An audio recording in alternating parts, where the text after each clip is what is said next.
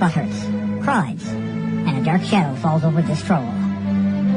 From the ashes of a once great fandom has risen a meme, an LOL that must be liked. We look to the airwaves for a vindicator, someone to strike fear in the dark basement of the parents who created him. The battle between fan and Smark has begun. With a head on his shoulders stands the Smark fan, a speaker of truths, with a voice of silence, and a radio show of justice. This is Ring Rust.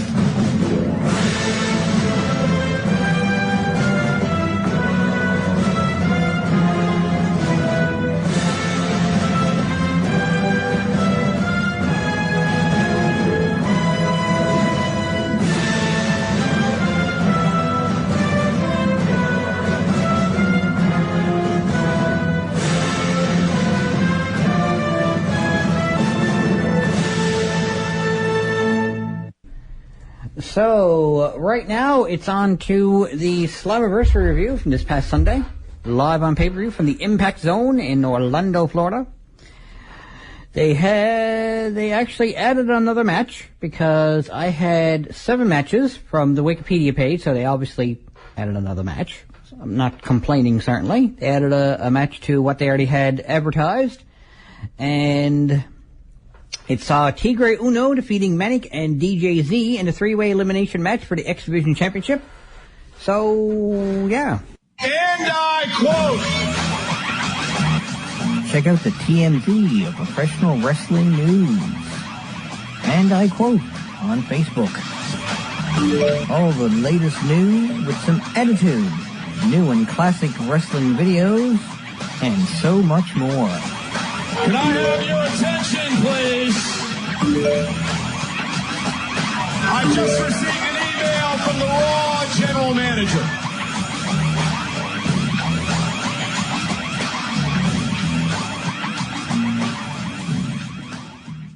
This is Fatboy Mark Jabroni. You are listening to Ring Rust on 93.5 CHMR-FM. So the first match that I actually had predicted, which is what they had previewed, is Robbie E defeating Jesse Godderz in a singles match. Now, I predicted that Jesse Godderz would win because I guess Robbie E has consistently been there to, quote, do his job, unquote. And, well, I figured that's what he'd do. He'd lose the match, but, well, I'm not at all disappointed.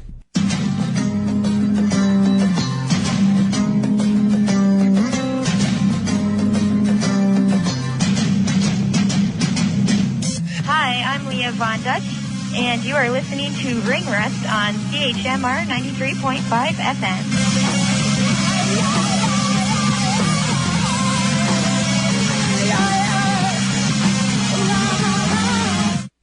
So next up, from the TNA Slammiversary pay-per-view from this past Sunday in the Impact Zone in Orlando, Florida, saw Bram defeating Matt Morgan in a street fight. Now, I predicted that Matt Morgan would win that one because he just came back, and it seemed like a logical thing to me, but maybe he came back just to help give Bram something to do for a little while, I guess, or I don't know. They want to keep Bram around, but they don't really have anything to do with him. Here's an idea. He's a wrestler. Why don't you have him wrestle somebody? I know it's a scary idea to just let wrestlers wrestle, quote-unquote creative team, but you might want to give it a try sometime. Instead of firing perfectly good wrestlers when you should be firing not perfectly good creative people. This is Fatboy Mark Jabroni. You are listening to Ring Rust on 93.5 CHMR-FM. So next up, from TNA Slammiversary from this past Sunday, we have Austin Aries defeating Davey Richards in a singles match to pick the stipulation for match 5 of the TNA World Tag Team Championship at Bell to Bell. So I did predict that Austin Aries would win, so Raging in the Region. You're listening to Atlantic Canada's only source of wrestling news radio. Ring Rust on CHMR 93.5 FM. Weirdo.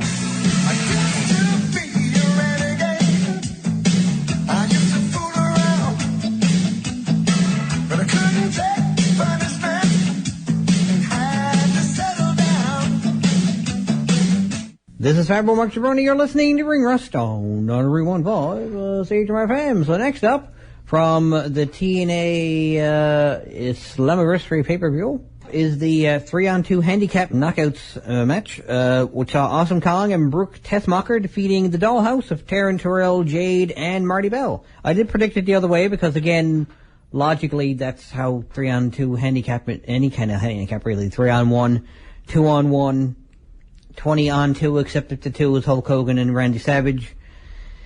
You know, that's how handicap matches are supposed to work. But that's, but this usually is how handicap matches end up working. I can't really complain, I suppose. I haven't actually had a chance to actually watch the pay-per-view yet. I'm still looking for a copy of it that I can watch. I don't actually have pay-per-view capability at my house, so I have to watch it elsewhere. So I'm still looking for a friend who might be interested in watching it, and if not, then I guess I'll just watch it by myself, but I'm sure I won't cry myself to sleep that night. You think you know me? You think you know me? You think you know me? You think you know me? Atlantic Canada's only source for wrestling news radio. You are listening to Ring Rust on CHMR 93.5 FM. This is 93.5 CHMR-FM. No! You slimy. Ow, Porky! Oh, moving. Marge, it takes 2 to lie, 1 to lie, and 1 to listen. What does that mean? Next up, we have James Storm defeating Magnus in a non-sanctioned match. So I predict that one as well. But, again, I'll have to see the pay-per-view to see what it's going to ultimately amount to. So fingers crossed it will be at least entertaining anyway. Or else, sorry about your damn luck. 93.5 CHMR-FM.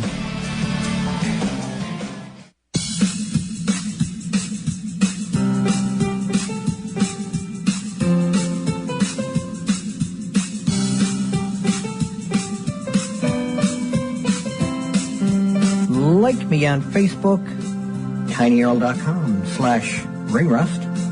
Follow me on Twitter @MarkJabroni. And subscribe to Jabronology TV, youtube.com/fanboymarkjabroni.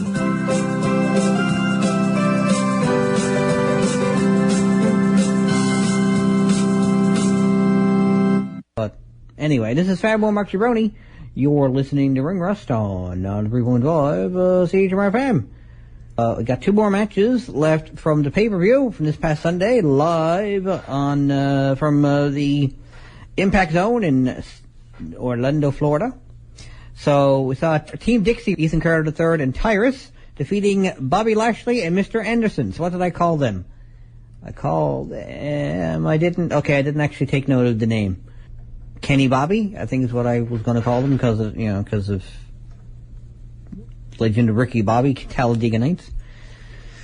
Didn't really make a difference. I did predict that they were going to win, so yay, Team Dixie. You're listening to wrestling superstar, the Triple X Sex Express Sexy Eddie, and you're listening to Ring Rust, the one and only wrestling talk radio show. So, this is Fabio Mark Jabroni. You are listening to Ring Rust on 93.5 CHMR-FM. So we got one match left, which I didn't predict correctly. I predicted it would be Bobby Roode winning the King of the Mountain match, but oh well. Looks like they have bigger plans, though, for working with Jeff Jarrett. And Global Force Wrestling, presumably.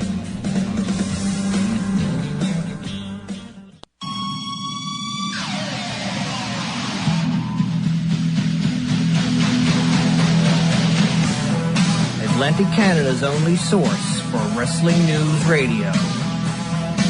The best there is, the best there was, and the best there ever will be. Ring Rust on CHMR 93.5 FM.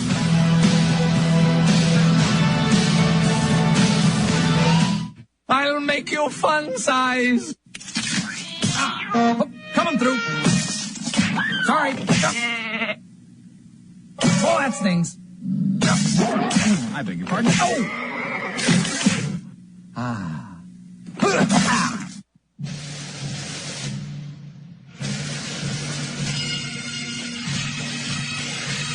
Oh, laddie, it's good to see you took some time out of your busy Friday afternoon to tune into Ring Rust at CHMR 93.5 FM or 103.7 cable, or even if you got that newfangled internet holding about jumbo at www.mun.ca/CHMR. Though I don't know nothing about this internet, because I'm too busy with me sheeps here on the old farm. Pass me another bit of haggis. This is Fat Mark Cerrone. You are listening to Ring Rust on 93.5 CHMR-FM. So now it's time for this week's three-way dance-off. Welcome to tonight's main event! And we have a capacity crowd on hand for this battle of the millennium. Panic has erupted in Tokyo as millions of citizens flee the Japanese capital amid warnings that the mythical beast incarnate, Brockzilla, has awoken from his long slumber. Brockzilla's unmistakably high-pitched shriek echoed through the neon-lit streets of Tokyo's Shinjuku district this morning, warning citizens that the colossal, unthinking monstrosity will soon lumber out of the Sea of Japan to transform Tokyo into a post-apocalyptic suplex city. Experts believe radiation from Japan's damaged Fukushima nuclear plant sparked life into the beast, which has not terrorized Japan since it was vanquished 10 years ago by national hero Shinzuki Nakamura, who defeated Brockzilla with a simple logic puzzle. The Emperor of Japan, Lord Tenzai, has declared a state of emergency, urging all citizens to be on the lookout for Brockzilla and its female mate, the mega-breasted Sabletron. According to one University of Tokyo monsterologist, Yamaguchi-san, the only way to defeat Brockzilla is to choppy its pee-pee, referring, of course, to the large phallus tattooed on the beast's chest. This theory was confirmed by Yamaguchi-san's longtime colleague, Sho Funaki, who added, "Indeed."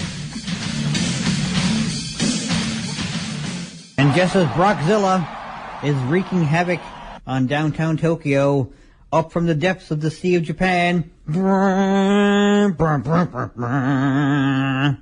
comes Stunner for You, son, coming up to, drop him amongst the rubble, the not quite the scale rubble of downtown Japan. And that was this week's three-way dance-off. This is Fanboy Mark Cerrone. You are listening to Ring Rust on 93.5 CHMR-FM.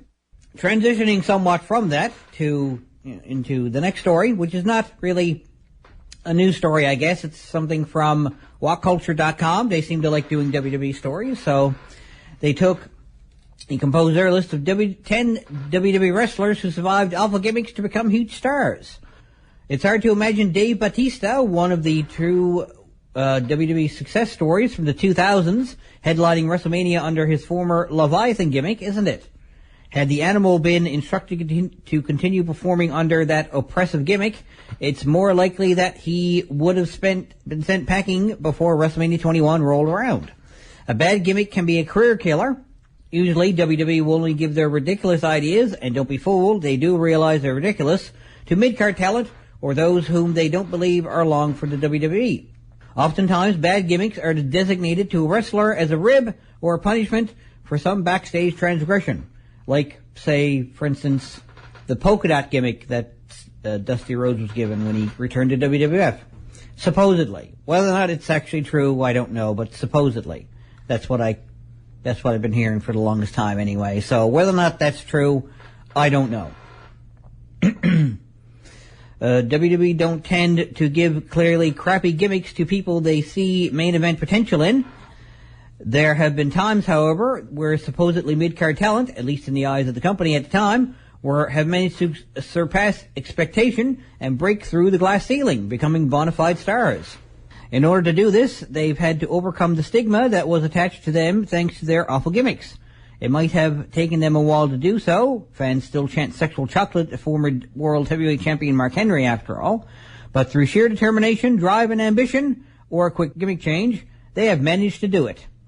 And I think I probably got time, so I'll just run through the list. Number 10, John Bradshaw Layfield.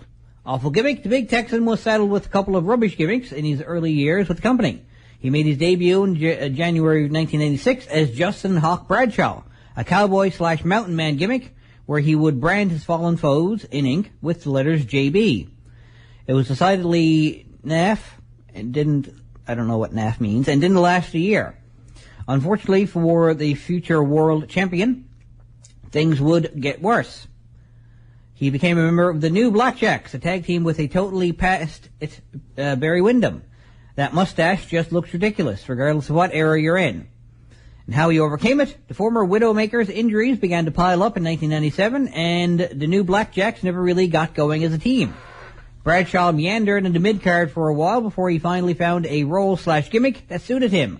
Although the accolades got off to a shaky start with all that Ministry of Darkness nonsense, Bradshaw and Farouk finally found their groove. As a member of the beer-drinking, barroom-brawling APA, Bradshaw was quickly becoming a star of the company. He really established himself, however, when he was rechristened JBL in April of 2004, following a failed success singles push on Raw and a lukewarm APA reunion. JBL, the immigrant-hating, suit-wearing, stock market-playing heel, was thrust into the main event scene when Brock Lesnar decided he wanted to be an NFL star, and Kurt Angle went down with yet another neck injury. Luckily for John Bradshaw Layfield, he succeeded in the role and became a bona fide main eventer. He had to bide his time and survive a load of crap gimmicks to make there, mind you. But he still got there. And speaking of surviving crap gimmicks, number 9, Dolph Ziggler. Awful gimmick. Dolph Ziggler has been in the WWE system for over a decade now. The 34-year-old signed with the company in late 2004 and was brought up to the main roster fairly quickly in September 2005. The winning gimmick he debuted with, Nick Nemeth, caddy for the incredibly racist Kerwin White, also known as Chavo Guerrero, playing a middle-class white-collar white man. A Mexican playing a white man, who just had a really great tan, as he liked to say. Or was told he liked to say, I'm sure. Fortunately for Ziggler, the gimmick was dropped within a couple of months after the untimely death of Chavo's uncle, Eddie Guerrero. Unfortunately for Ziggler, that meant he was without a role, and after a couple of months, during working dark matches and house shows, was sent back to developmental territory OVW. While still, WWE had plans for Ziggler. They didn't. Ziggler came back into the fold as Nikki, a member of the male cheerleading group, the Spirit Squad. He was one of the 5 OVW standouts who were called up to act as punching bags for Triple H and Shawn Michaels. How he overcame it? Although the Spirit Squad were all over WWE TV in 2006 and the group even won the World Tag Team titles, the gimmick clearly had a very limited shelf life, which was confirmed when those DX rascals sent them back to OVW Louisville, Kentucky on the November 27th, 2006 episode of Raw. Following a lengthy stay in OVW, Ziggler was given another chance as Dolph Ziggler. Although things got off to a rocky start, he was jobbed out, suspended to a wellness violation, and etc. He persevered and became one of the best workers in the WWE. Ziggler became a headliner, albeit a temporary one, thanks to good old-fashioned hard work. He cemented his status as a genuine star with his World Heavyweight title win in 2013. Don't really remember that, do you? I guess you're not as big of a fan as I am. Number 8, Kane. Awful gimmick. Glenn Jacobs has had to endure a lot of nonsense during his time in the Grap game. His first WWE gimmick was one of the worst in the mid-90s, an era notorious for his selection of naff gimmicks. Naff, I'm guessing, is bad. Or crappy, or I don't know. I have to assume. The big man was brought in as Isaac Yankem DDS, Jerry Lawler's private dentist, on June 1995. Although he got to wrestle the likes of Bret Hart and the Ultimate Warrior in headline matches, the gimmick was a dud and everybody knew it. He was reduced to a jobber to the stars before the good folks at WWE decided he needed a repackage. Fake Dentist might have been bad, but Fake Diesel was so much worse. Stepping into Kevin Nash's shoes, the new and certainly not improved Diesel, along with Fake Razor Ramon, was a gigantic flop. A clear case of WWE trying something to spit over people, only to shoot themselves in the foot. How he overcame it? The Fake Diesel period only lasted a few months. Such was the fan backlash. WWE had a better idea for Jacobs, although on paper it sounded like one that could have quite easily flopped too. He was brought back to television as Kane, the storyline brother of The Undertaker. Kane was an almost instant sensation and has been a, to quote Triple H, constant in WWE for 18 years now. That's doubly impressive when you consider how many hits the Kane character has taken over the years. Number 7, William Regal. The awful gimmick. Regal's most successful gimmicks have been variations of the snobbish, well-spoken Brit. Much better was a villain with a blue eye. That's English talk for babyface. Okay. Regal is a master at getting crowds riled up with his snooty, holier-than-thou promos and mannerisms. He's not a bad hand in the ring either, which of course helps.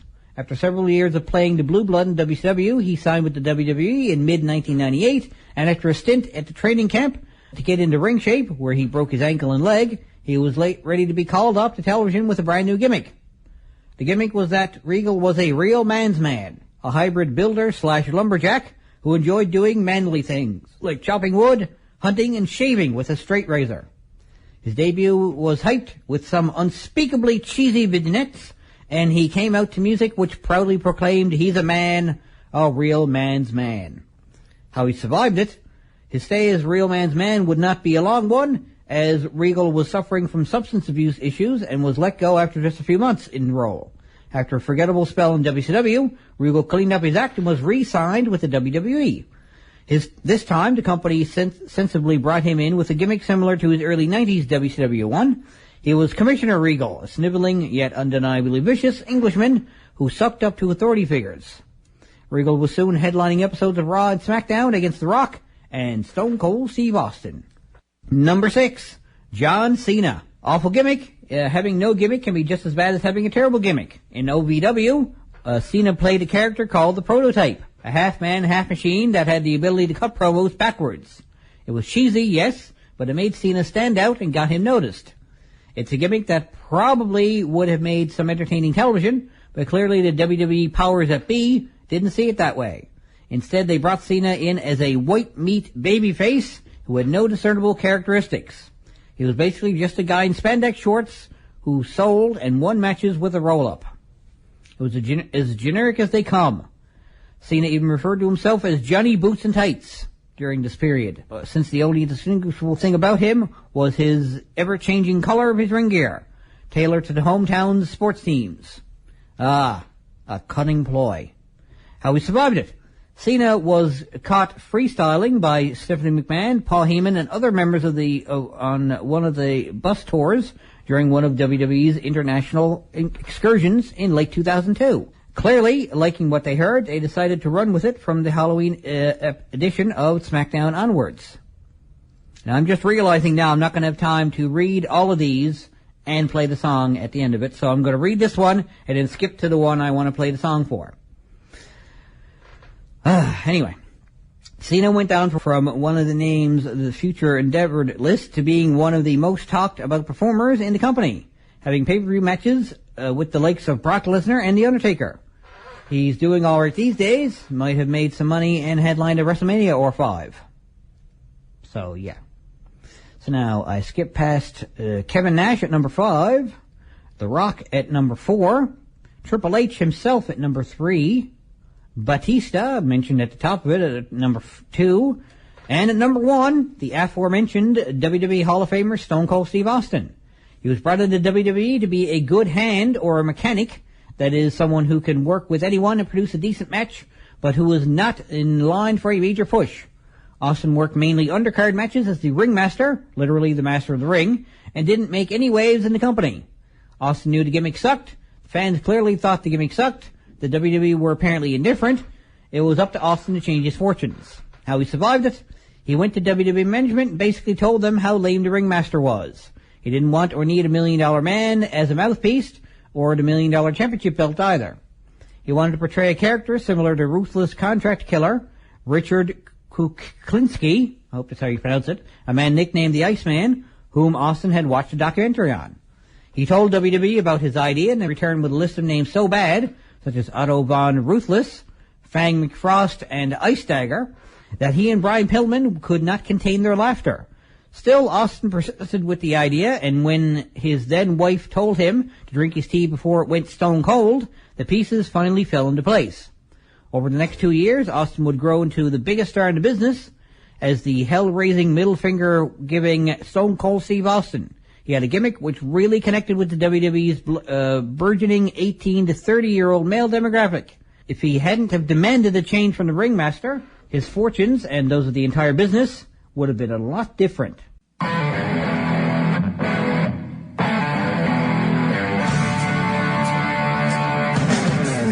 Leading wrestling radio dry since 2002.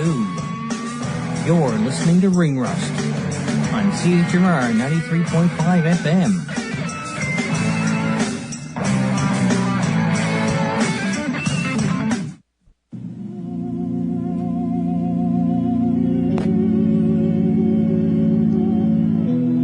That's it for another show, kiddies.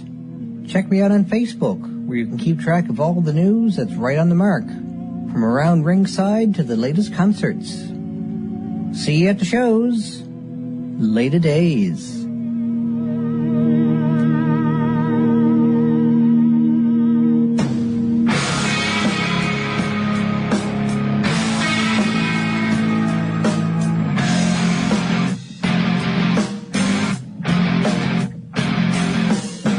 This is 93.5 CHMR-FM.